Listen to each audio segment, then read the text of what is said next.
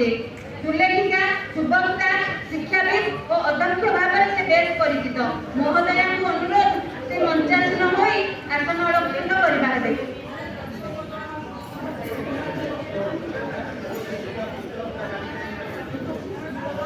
विदुष महासभा वर्तमान प्रदीप प्रज्वलन चली विशिष्ट अतिथि माने जोग देइचंती।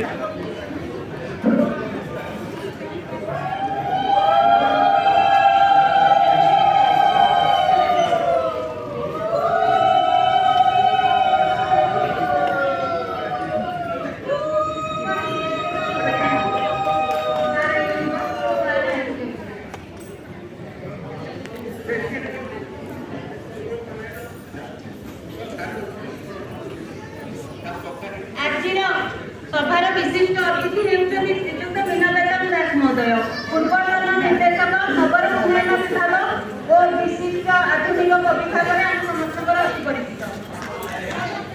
फोटो उठा आज मुख्य मैडम फोटो उठा विशिष्ट अतिथि श्रीयुक्त इंजीनियर रश्मिरंजन राय।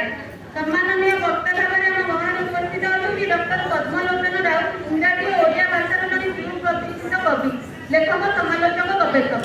उत्कल भारती विदुष सभा षष्ठ वार्षिक उत्सव रथयात्रा उपर कविता आसर आलोचना चक्र